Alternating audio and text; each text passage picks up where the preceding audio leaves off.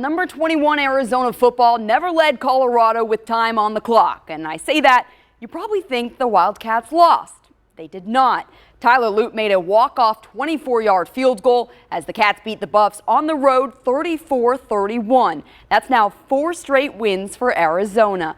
Colorado struck first with a Shadur Sanders scramble TD. Arizona had a quick response, though, in DJ Williams. 11 yards untouched into the end zone, one of his 2 TDs on the day. Tie game. Sanders was carving up the Wildcats defense in the first half on the ground and through the air. This a 20-yard touchdown pass to Jimmy Horn, 262 passing yards for Sanders today. Fast forward into the third quarter, Arizona trailing again. Check this out, though. McMillan with the one-handed catch for the touchdown.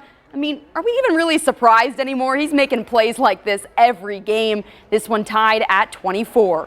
In the fourth, Colorado with a chance to take the lead, but the 44-yard field goal goes wide right. Arizona ran the clock down to the final few seconds, and Tyler Loop, the Lou Groza semifinalist, makes that 24-yarder walk-off win for the Wildcats.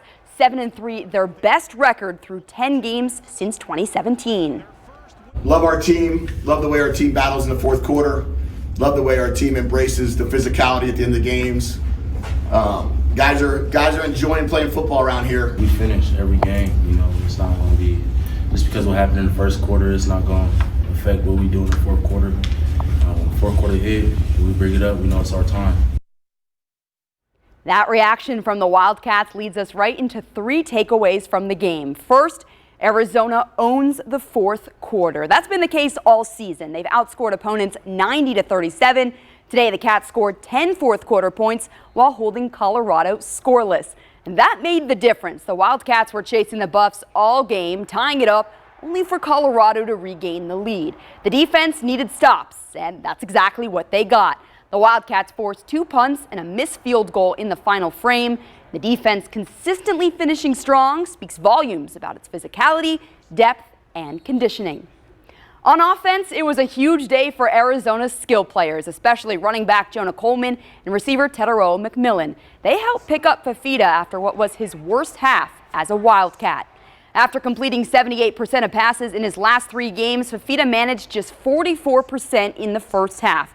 He looked more like himself in the second, completing 13 of 17 passes, and Fafita found T-Mac, a fellow Servite grad, a lot. 9 catches for 107 yards and a touchdown. But Coleman was the spark plug, even when the passing game struggled. He had runs of 49, 54, 21, and 24 yards. Those last 2 came on the game-winning drive late in the fourth quarter. All in all, he had 179 yards on 11 carries, a career high. My third takeaway, the Wildcats avoided a letdown. This game really had the makings of a trap game. You had an Arizona team that clinched a bowl, upset 3 ranked teams, and just became ranked itself. Colorado was playing its last home game of the year in front of a sold-out crowd, trying to avoid a 6th loss in the last 7 games. But the Wildcats didn't waver. It didn't matter the obstacles they faced, a shaky start from Fafita, 8 penalties, which was the most since the USC game, and injuries to guys like defensive back Martell Irby and receiver Jacob Cowing. Good teams find a way to win, and the Wildcats did just that. So Arizona saying see you later to the Buffs and hello to number 18 Utah. The Wildcats host the Utes next Saturday. Game time still TBD, but what a weekend for Arizona athletics. Men's basketball beating Duke, the women beating NAU, volleyball also beating Colorado today, and the weekend isn't over yet. Women's basketball hosts LMU tomorrow at 2.